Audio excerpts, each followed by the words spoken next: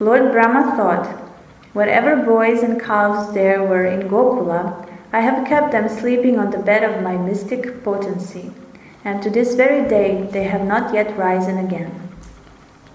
Purport. For 1 year, Lord Brahma kept the calves and boys lying down in a cave by his mystic power.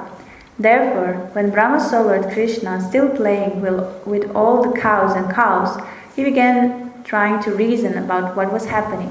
What is this, he thought. Maybe I took those calves and cowherd boys away, but now they have been taken from that cave. Is that what has happened? Has Krishna brought them back here? Then, however, Lord Brahma saw that the cows and boys he had taken were still in the same mystic Maya into which he had put them. Thus he concluded that the cows and cowherd boys, now playing with Krishna, were different from the ones in the cave. He could understand that although the original calves and boys were still in the cave where he had put them, Krishna has expanded himself, and so the present demonstration of cows and boys consisted of expansions of Krishna. They had the same features, the same mentality, and the same intentions, but they were all Krishna. Om Gyanati Mirandasya Gyananjana Shalakaya Chakshun Militam Yena Tasmai Shri Gurave Namaha. Hey Krishna Karuna Sindhu Dinabandhu Jagatpate Gopesha Gopika Kanta Radhakanta Namostute Tapta Kanchana Gorangi Radhe Vrindavaneshwari Vrishabhanu Sute Devi Pranamami Haripriye Vanchakalpa Taruvyascha Kripa Sindhu Vyayevacha Patitanam Pavanebhyo Vaishnavebhyo Namo Namaha. Jai Shri Krishna Chaitanya Prabhu Nityananda Shri Advaita Gadadhara Shivasadi Gora Bhakta Vrinda Hare Krishna Krishna Krishna Hare Hare Hare Rama Rama Rama Hare Hare Namam Vishnupadaya Krishna Prashtaya Bhutale Srimate Bhaktivedanta Swami Tinamide Namaste Saraswati Devi Gauravani Pracharine Nirvishesha Shunyavadi Pashatya Deshatarine Namam Vishnupadaya Krishna Prashtaya Bhutale Srimate Niranjana Swami Tinamine Anahata Prasena Prabhupadasya Tuste Sankirtana Pravyata Mikate Gurave Namaha. So we are again speaking about the cowherd boys who were stolen by Brahma and cows, and now we are at the scene where Brahma is really confused and he's like, what's happening here? I'm seeing these cowherd boys and cows in Vrindavan, but I just stole them. So he was bewildered. And that's actually the entitlement of this chapter, the bewilderment of Brahma. And I was reading a little bit the commentaries on this chapter of Vishwanath Chakravarti Thakur, and maybe because a lot of things have been said about this pastime so far in the lectures of the devotees, and before I say what I was planning to say, I just wanted to add to the discussion that was happening around how many sets of cowherd boys and cows were there, and I listened a little bit the message of Yadunanda Swami, and how he said that how Yoga Maya actually works in the ways that there is no conception of time as we have. The events that are happening are not linear like there are for us here in our minds. We know when we talk about history of the world, we always have a linear line where we say this was happening here, so it's like in our head we have to have that. But when it comes to Yoga Maya, it's not like that. And I actually mentioned that in a different context I mentioned it, but I would like to read again the same verse from Sri Lagu Bhagavatamrita, where actually it is explained how it functions in the spirit, how things function in the spiritual world. So it's text 511 and 513, where it is said, amazingly, the mountains, pastures, forests, and other parts of Gokula, adorned everywhere with the pastimes Krishna enjoyed in his childhood and youth, appear in multiple forms. These malleable features of the land are manifest in a way most suitable for Krishna's particular pastimes and are thus seen only by those who participate in those pastimes. These manifestations sometimes occur concurrently and convergently, and sometimes they remain completely separate from one another. So the next verse, although this land is filled with Krishna's pastimes, at times it looks vacant to some, even to those fit to see. So certainly to those who do not have the spiritual qualification to see Krishna's abode as it is, Rajabhumi seems like wilderness. And then the next verse, thus nothing is impossible for the Supreme Lord, His dear devotees, His abode, and His own course of time. They all possess inconceivable power. So commentary, Krishna's inconceivable potency is the most powerful force in the spiritual and material worlds. She can make possible what is otherwise impossible, and her influence permeates the transcendental life of Krishna's Dham and the devotees who live there. So Srila Prabhupada many times explained how sometimes when we read things in Srimad Bhagavatam and in the scriptures, we will come to the part that we don't understand. And sometimes it's not even possible to understand. So therefore we have to accept it. And that's what the Goswamis would say. Because our material mind is not capable of understanding the inconceivable potencies of Krishna, we just have to accept them. And the inconceivable potencies, they have to exist because Krishna would not be God. He's God because he has these inconceivable potencies. So in the same way, it's like in the stories of the gopis when they hear the Krishna's flute and then they ran away and towards Krishna, and then they have the whole rasa dance with him. But then we know that the husbands, the families, they all thought that the gopis were there. So it was simultaneously happening. So for those who are qualified to see certain things, they see it in a certain way. And all this is made possible by Yoga Maya. So I just wanted to add that. So therefore, Srila Prabhupada does conclude correctly, of course, that there are two sets. But how, and yes, it's true that the example was given how Ravana kidnapped Sita, but actually he didn't steal Sita. So that's in the same way this inconceivable potency of how this actually happened, that he did kidnap her, but actually he didn't. So in that sense it works, and for us it's just to accept sometimes when we cannot understand. I mean, of course we try, but that's something that I wanted to add regarding that discussion. And now we were talking about how all this happened because Brahma was proud, and how Krishna wanted to crush his pride in a way. And also we said how he manifested as all those cows and cowherd boys because he wanted to fulfill the desires of his devotees. There is also one more additional reason, because as we say that the pastimes are always multidimensional, so a lot of things are happening simultaneously, and there are a lot of reasons simultaneously also being there, why this is happening. So, and there was a question, I forgot the lady's name, but she was asking, like, how is it possible that Brahma, who is actually the first in our sampradaya, even though Krishna is first and then it's Brahma, because Krishna is the spiritual master of Brahma. But how is it possible that he, who should be the representative of Krishna, pure devotee, how can he be bewildered? So it was quite interesting to read that when Brahma was born from the lotus flower that manifested from the navel of So when he was born, we know that he was totally confused. He was born in darkness, and then he left the flower, and he glided down the stem of the flower, and then he only could reach water.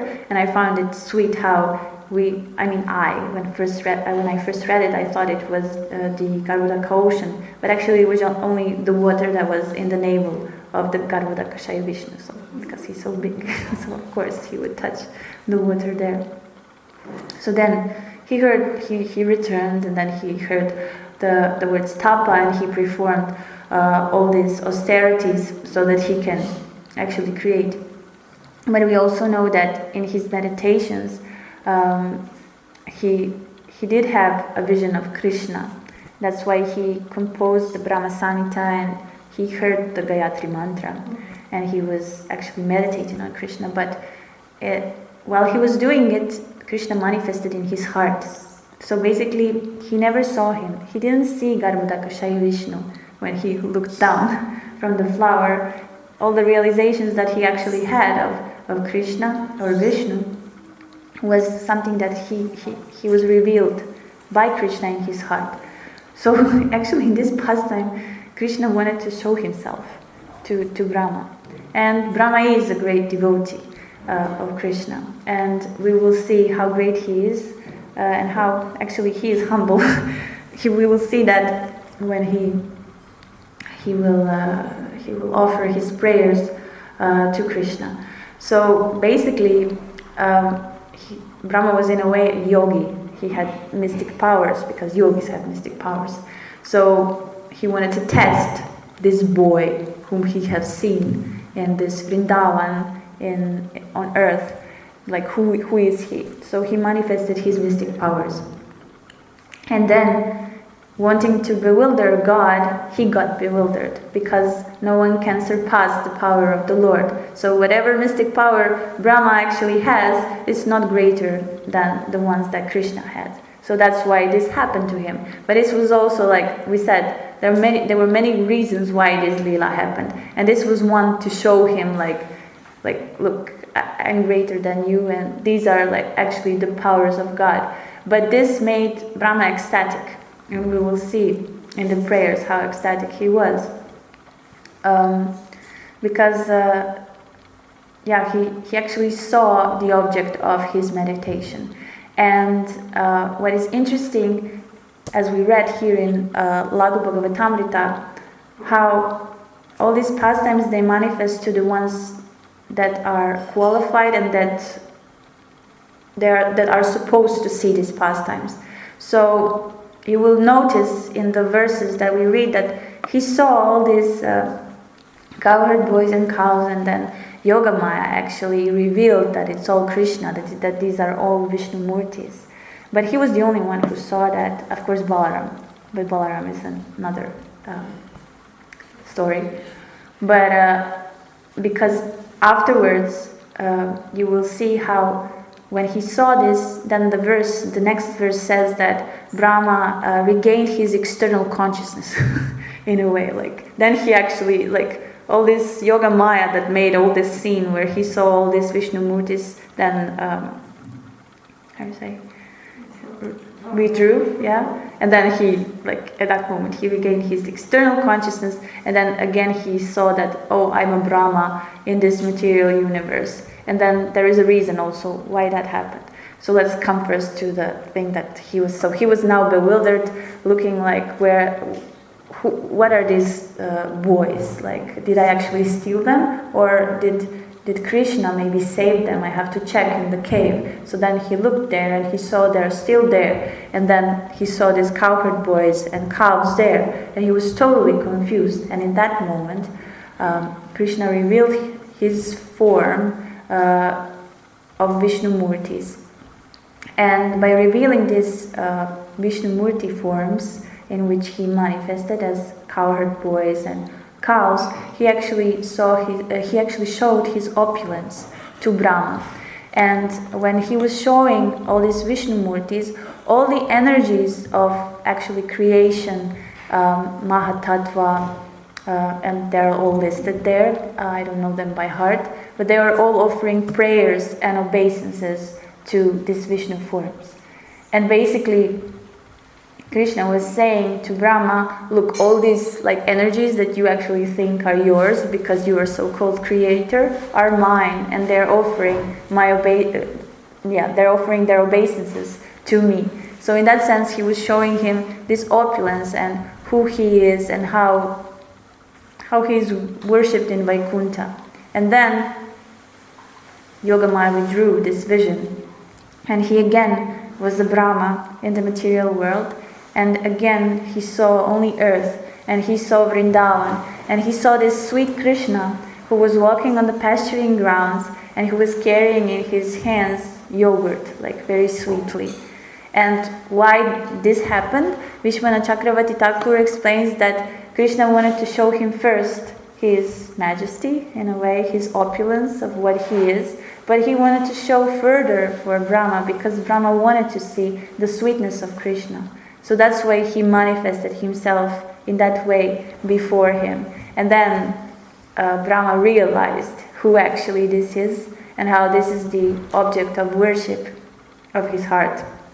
And then he offers obeisances, and then he offers all these beautiful prayers to the Lord, and actually shows who he is. And in these prayers he prays that he becomes the servant of the residents of Vrindavan, and this wish is fulfilled and granted when he manifests as Haridas Thakur in Chaitanya Lila. So I just wanted to add a little bit to the story, of which in detail we will talk about, I think, for many weeks to come, because it's still not there are many things to be explained. And then the chapter 14 is the prayers of Brahma, which are beautiful. So more and more things will be turned from this lila when Brahma is stealing the boys and cows. So this is what I wanted to say about the verse itself and about the topic of Srimad Bhagavatam. Now, I would like to mention again Devananda Pandit, because it's somehow connected. So, Devananda Pandit, it's his appearance day, right? Disappearance, I'm sorry. So he was known as the professional reciter of Srimad Bhagavatam. So what we were hearing here a little bit, he was professionally reciting it. And making offenses, especially when we heard that Shivas Thakur was there listening to his lectures, and then he started to have these ecstatic symptoms, and then he got kicked out because he was disturbing the speaker. They didn't realize actually that it was a pure devotee who was relishing the ecstasy of hearing Srimad Bhagavatam. So he made an offense and was not able to actually see Krishna. And then I would like to go on with the pastimes, because he met Vakrishvara later on. And Vakrishvara Pandit, he manifested also ecstatic love. And then Devananda actually realized that there is more to it. And he became humble and he served him. And then he met Chaitanya Mahaprabhu. Mahaprabhu told him in one of his meetings, "Because you have served my dear devotee Vakeshwara, I am now pleased with you. By that service, you have now been able to approach me. Within Vakrishvara's person is Shri Krishna's complete potency. Whoever serves him must receive Krishna's mercy." Devananda, in a flattering voice, replied, "You are the supreme controller. Simply for the sake of reclaiming fallen souls, you have advented yourself here at Nadia. I am a sinful wretch, and I have never served your lotus feet, and thus was cheated of your causeless mercy for so many years. O my Lord, who resides within the heart of all living entities, you are supremely merciful.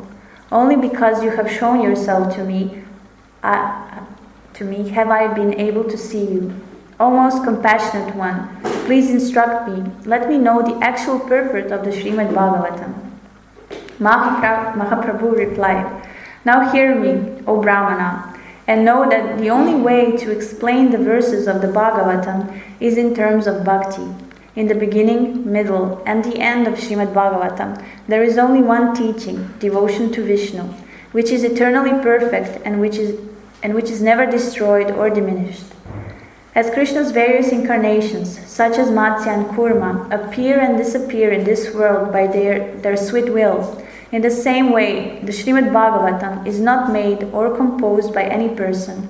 It makes its appearance and disappearance by its own sweet will. Due to the appearance of devotion, the Bhagavatam blossomed forth from Vyasadeva's mouth by the mercy of Sri Krishna.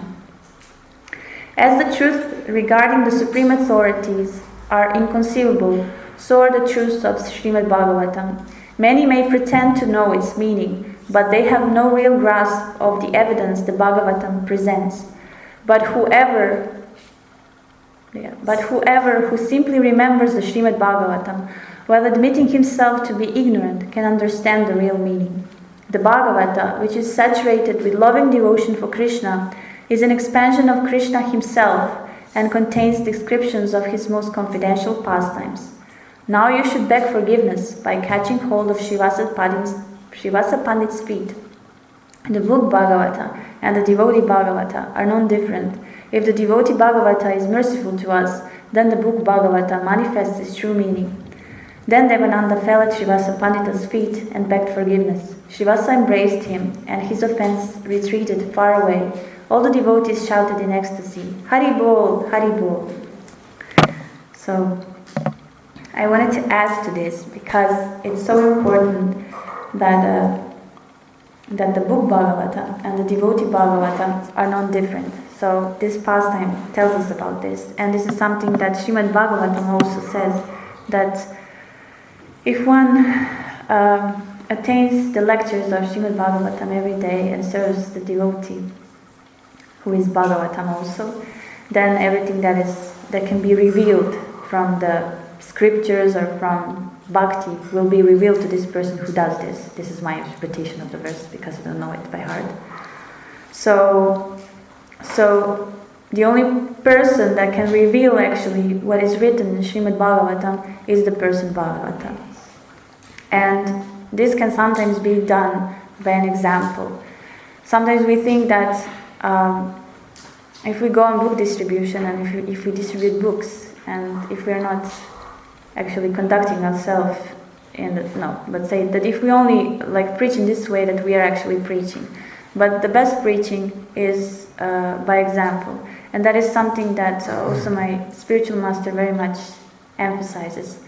And in that context, I was planning to speak about Yamuna Devi Dasi, because it's her disappearance day today on this Ekadashi, and she was definitely a person who was teaching by example. And of course, when we speak about Yamuna Devi Dasi, we also speak about Srila Prabhupada, because they are very much interconnected, because of her attachment to Srila Prabhupada, because everything that she manifested in her devotional life was to please Srila Prabhupada. So I would like to read certain things that she said and how she lived.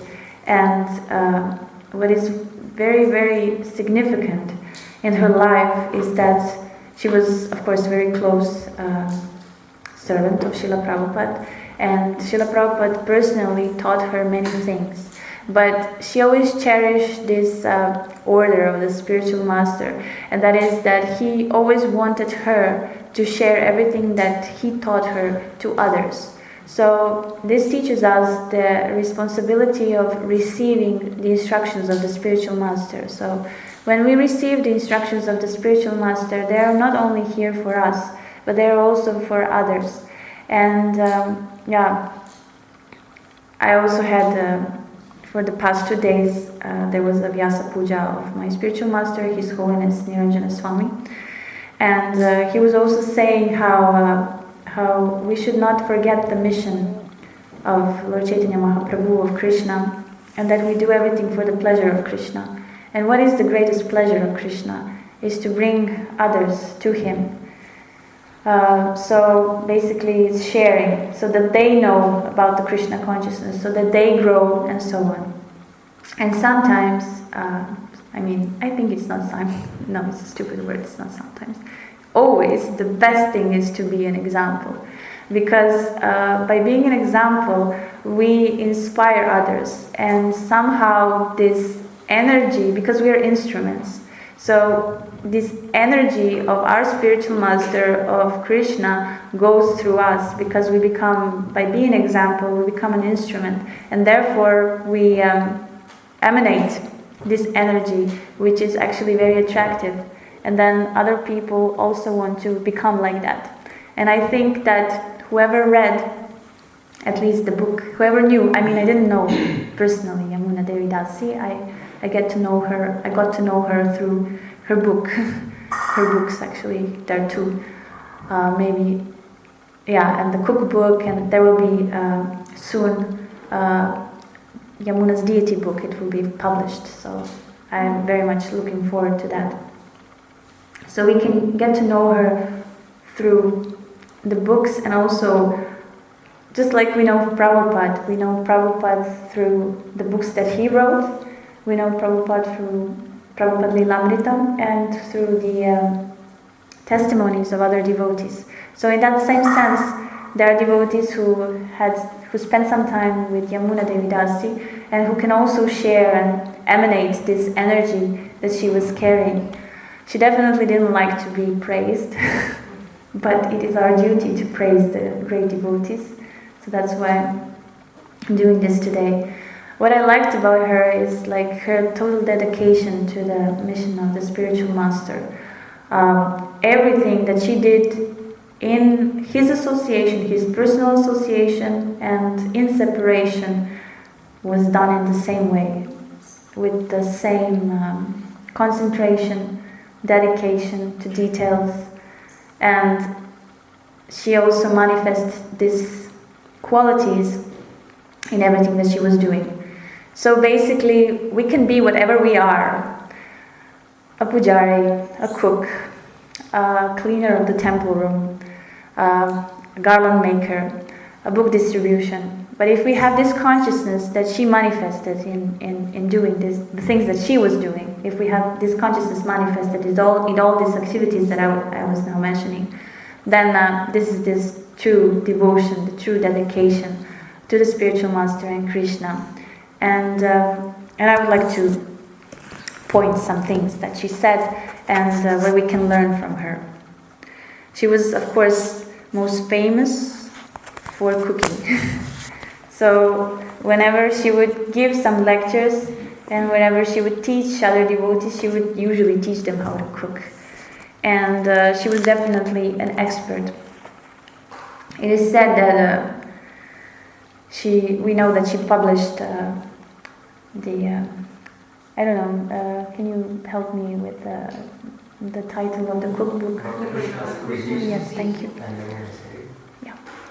So she was writing this cookbook for 10 years, and she would try all the recipes, I don't know how many times, and everything was perfectly measured, and it was measured in an American style, in a European style, in the Indian style, so that anywhere in the world can cook perfectly out of this cookbook. And she would make her god sisters, who were not very good cooks, to try the recipes, because the point was that even if you don't know how to cook well, you should cook perfectly if you just take the recipes.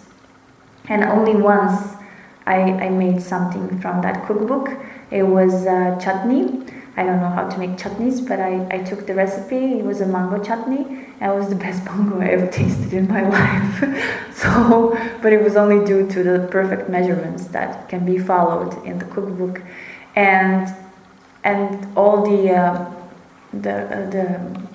critics and commentators of these cookbooks that were written in the world, they would say how the cookbook was scholarly done, like everything was perfect, and basically there were no pictures in the cookbook. There were only maybe some drawings, but I don't know. I forgot why they didn't put pictures, because it was So they just And anyway, so we all know that she won the Oscar among the cookbooks in the world.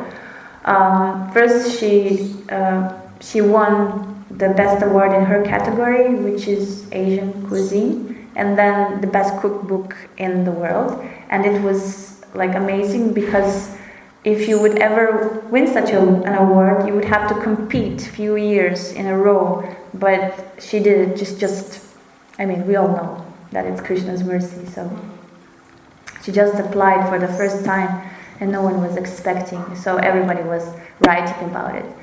So it's quite amazing how this punctuality, this determination, this dedication, regardless of the time, is quite in the mode of goodness. And how, I wouldn't be, I know myself that I don't know if I could be patient to work on something for 10 years and to explore it. So she worked so hard on it to make it perfect. And therefore, she got the result of such perfection.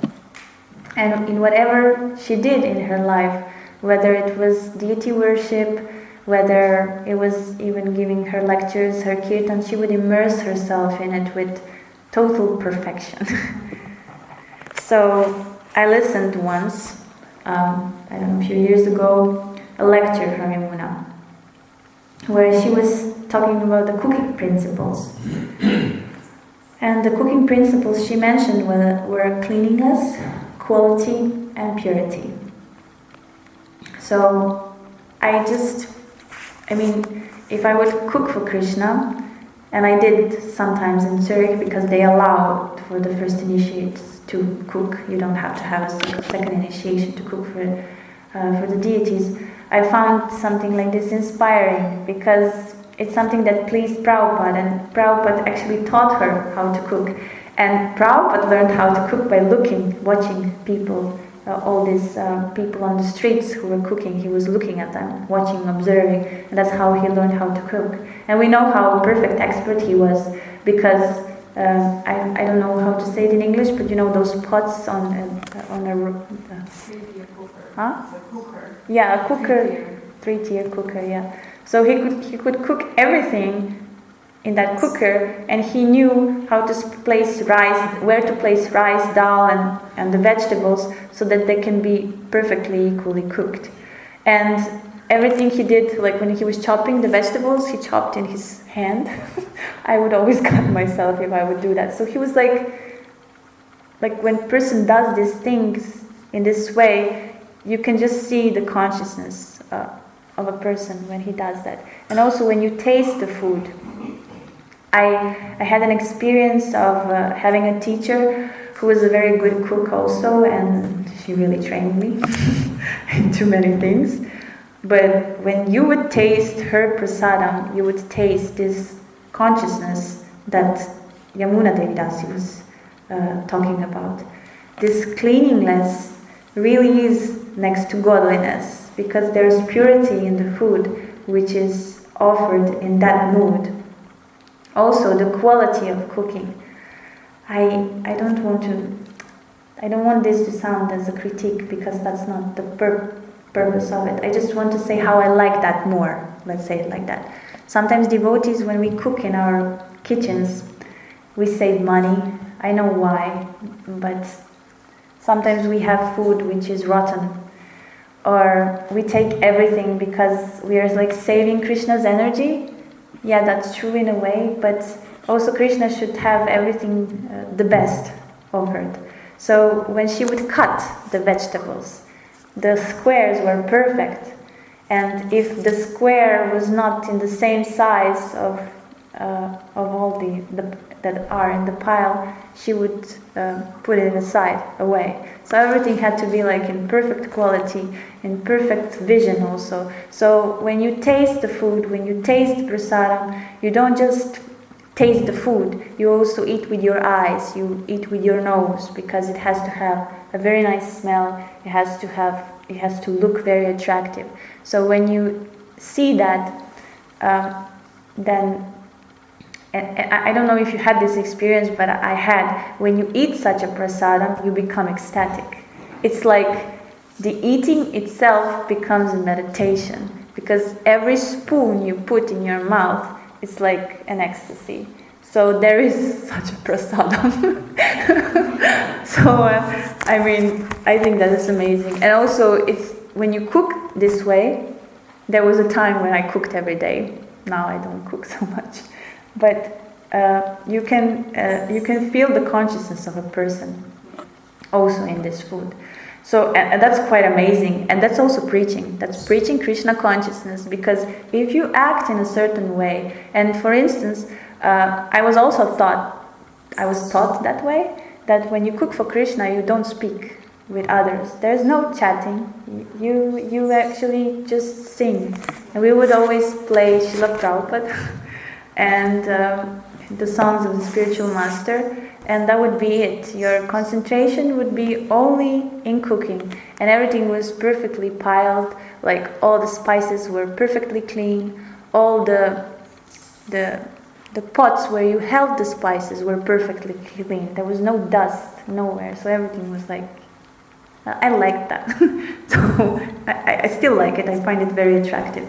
And this is like the purity of consciousness, of which I don't know. I mean, I never ate anything that Yamuna cooked, and I don't know how she acted, but I can read it, but I can also see some devotees who do the same, and therefore I can see how this really works. And of course, the main ingredient of every offering should be love. So devotion and faith, and that's what she had. And she would always say that about the rules, that if you don't follow the rules, then where is love for Krishna? They are the proof of your love. So basically the following of the rules and regulations that we have in Krishna consciousness is the expression of love. And she very much emphasized it. And I liked how the 4 principles of regulative life that we follow, she would always see them as the principles who are giving us freedom. And she would even say that before she took initiation, she wanted to see if she's ready. So she took a trip with her husband. At that time he was her boyfriend. And then she tried that if she can follow these principles. And then in the diary, which is now, I mean, it's all written in the book, but it's from her diary, she would say that she finds freedom in following these principles. So I liked the vision of how she saw things, and also in kirtans, and it's quite amazing how we have to have all this. I mean, it's very good that we have, but I'm just comparing my condition now with her, who at that time when she was speaking about these things, she was only like 1.5 years in Krishna consciousness. So we all need these japa workshops and japa inspirations and japa this and japa that, like to concentrate and hear. So what Satchidananda Swami is telling us every day, focus, concentrate, hear. And she was like being totally immersed in the sound. Like after 1.5 years in Krishna consciousness, she would give like her realizations where she would be totally immersed in the sound. And I'm like when will I have that day when I could be so immersed? And anyway, Srila Prabhupada would say that she was on the level of Baba.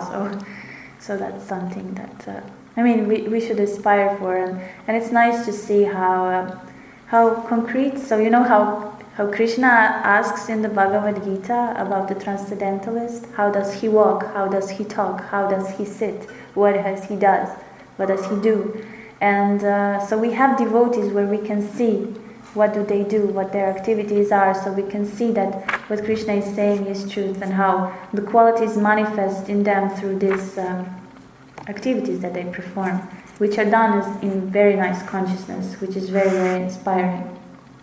And she would always daily pray to Srila Prabhupada, make me an instrument of your compassion in this very lifetime. So that's what she always wanted, to be an instrument of Srila Prabhupada. And it's funny, it's not funny, it's sympathetic, how you say sympathetic, like something that's sympathetic.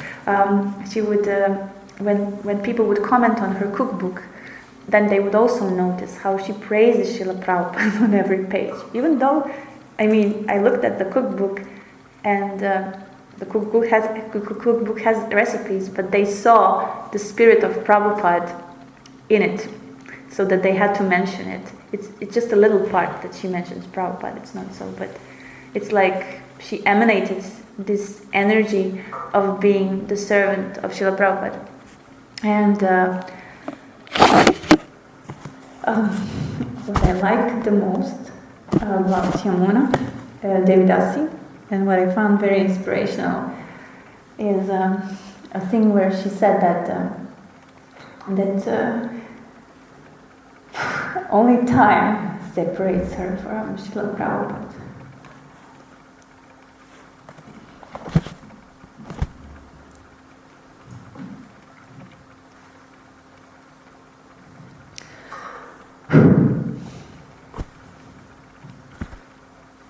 So yesterday I had my Vyasa Puja with my spiritual master, so I didn't cry then when I was reading my offering, so it has to come out. So I apologize. Okay, so I'm going to read one more thing and then I'm going to stop because I'm going to cry too much. So I really like one thing that she said. She wrote this in her diary or somewhere. She was talking about commitment. So she said, when you are the strongest in Krishna consciousness, you're committed. And committed means I'm going to do it. Whoever I am at this moment, I'm going to do this. And nothing is going to get in my way of doing it. That is how you do anything, from waking up to going to sleep. You become committed. Anything that you do in Krishna consciousness that becomes powerful is because you are committed to doing it. If you don't get behind commitment, it won't be done. You can go on someone else's You can go on someone else's coattails for a while, but that is not what self-realization is about. Somebody else's self-realization is not your self-realization. Your self-realization is self. It's Krishna in your heart, and the only way you get there is commitment first. And next thing is follow through. What you're committed to do, you do. In everything you do, whether you are speaking to someone, or hearing someone, or reading, or chanting, or serving devotees, become committed to being fully engrossed in that activity. That commitment will bring us to consciousness, and consciousness will bring us to real access to Krishna consciousness.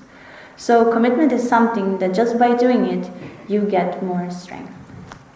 And that's also the thing that I liked. And she did everything in that sense. Prabhupada only once told her to,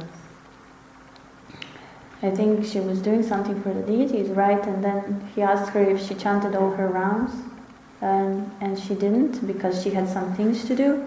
And then he said that all the activities can be done only when the rounds are chanted. So then she woke up every day at 2 a.m. to chant her rounds. So that's all. Yamuna Devi ki jai. Srimad Bhagavatam ki jai. Srila Prabhupada ki jai.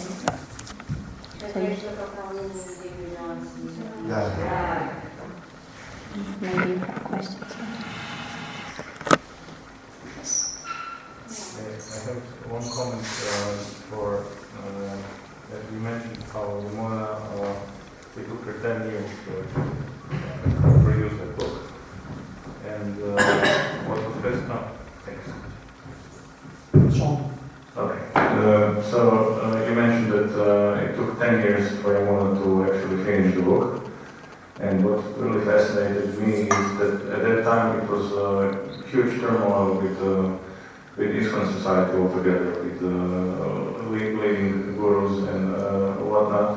Not to go into the detail, but the whole point is, at one point she needed to give away that book as that it's not, it won't be any more her property to give it away to ISKCON, so they will print it, and she wouldn't even sign as an author of the book. Yeah, because she didn't finish it. Exactly, and she accepted that. And to me, that's the topmost, part of that devotion, because she even accepted giving away everything. all her dedication in that book, all her love, it was like, we're fine, I can deal with that as well. Thank you.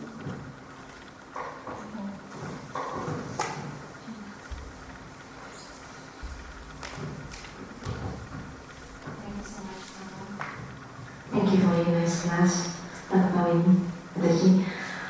You know, the thing I like the most, very nice thing she said, but the thing I like the most is the spirit and the energy of Srila Prabhupada, because that's the clue to everything. You know, if you see, like, why I'm emphasizing this point is we act a lot, we do a lot, but where's the spirit? I don't say I'm the perfect person, okay? But, for example, if you travel all over the world to the ashrams, and then you see more and more the compromises. They compromise so much that even if they're making faults in ashrams, what is fault? Okay, you understand, but it's like they don't say anything about it anymore because, okay, they will not come anymore. So everything is so much focused these days on the quantity, as much as possible devotees. And Prabhupada always said, if I can be one pure devotee, that's for me the thing. So and so much, you know, compromising that the quality is not important anymore. As much as devotees, because they have to pay all the costs and all the things, but by this compromising, where is the spirit and the energy of Prabhupada? That's the clue to pure devotion. Yes, what I want to say is that we should not criticize anyone when they come to the temple, even if they make a mistake and even if they spread their legs. I mean, sometimes you have to say something, but that's not the point. It's not like, we're not here to be policemen of how people should be or whatever. That's why you should teach by example. I should teach by example. I should never say to anyone, oh, what you are doing is wrong. I'm not saying that if you're authority, you do it. No, sorry, but that was not my point. I just wanted to say something. Oh, sorry. Yeah, I understand what you said, and you said that the quality is neglected because, yeah, and I totally agree. But the point is also that we should be examples. So if you want quality, then do it yourself, and then you will inspire others to have this quality, because this quality is attractive, and then others will want to be like you. So that's what I saw. Like for instance, I see that in my spiritual master. I never actually saw him correcting someone, but everyone wants to be like him because he exhibits these qualities of perfection. Thank you. That's what I wanted to do, but I forgot to say. Prabhupada conquered everybody only by his qualities. Yeah. You see, by his qualities, but we are not that pure, you know. Prabhupada is sent by Krishna, and we have to develop these qualities. If I say faults, it is not like correcting, it is not in that sense. It's like somebody comes and goes, Prabhu, you know, it's nice, but maybe that and that is very missing, that will help you install the accountants. In that way, it's not like you do this and do that. It's not. Because somebody comes here, and not here, but to the temple, and they go with the action to Prabhupada, nobody says anything, but you can help this person. Correcting is not like negative. Like, if you do it in another way, then you can have more benefit. In that way, it's, you see, in that way. It's not the connotation as you say, because it's true. You have to set the example. By example, you conquer. Yeah. But there are two less examples. Yeah. And she was, Yamuna Devi Dasi was not a preacher in the sense that she would expose herself. She was quite trying to be more private and secluded, but by her example she influenced people. So this is like the proof of how example works. So it's nice. Yeah, I was just, while you were talking about being an example during the class, I thought, maybe we should ask you about that, how you understand it. But actually came through a lot through your speaking about Yamuna Devi. because that was the point. I think many of us try to be examples to some degree or other, either to our families, children, friends, somebody we take care of. But the actual point is that sometimes when they're studied externally, what am I supposed to do to show the example? But what was the case in Yamuna Devi is that she exhibited this loving mood, and whatever she did, this was seen and understood, and that was attractive, so she didn't have to act so that others would follow, she just was, and others were attracted to that. So I guess that's the example we aspire for. So thank you. Thank you. Okay. The girls that were trained by Yamuna, they used to come we will read about this soon. They were coming to her ashram to do some service, and she would always praise them whenever they would do that, and they were so surprised. They would just pick some flowers or sweep, and she'd, oh, you do this so nicely. I've never seen someone sweeping so nicely. And once one of the girls, she'd come with her tight jeans to the ashram, and she thought, oh, you have such a nice jeans on, they really accentuate your form very nicely. And she said normally she would feel offended if somebody would say that, because she would know they're teasing or they're mocking. But she said the way she always would say it, the praise, was so sincere and so well meant, that since then she always would make sure she was properly dressed when she would come to the ashram. So it was really, all the, how you sort of the memories of those girls, because she had a whole bunch of them that would come regularly. She called them the milkmaids. Krishna's, Bhakti Bihari's milkmaids. And they just still now, until now, they love to be one of those girls, because she was training them by love, never say anything, just always praising them for what they were doing, and that made them want to do more and be more with her by them. And there was a nice pastime, I thought, when she was cleaning for Prabhupada, and so many devotees have cleaned for Srila Prabhupada in that time. But when she would clean, it was like Prabhupada had a higher standard. So once Prabhupada called her in after he came back from the morning walk, and he said, oh, you didn't clean today? And she said, yes, Srila Prabhupada, I cleaned your room. He said, why you didn't clean? And then he opened his little stabler, and it was in a little plastic sleeve. And so he took it out, he opened it, and in there, where the staplers are, he found some dust. So he said, so you didn't clean. And she understood that Srila Prabhupada wanted her to, because he knew that she could reach that perfection also. So he might not have done that to other devotees, because he knew her standard was very high, and he expected that from her. Thank you.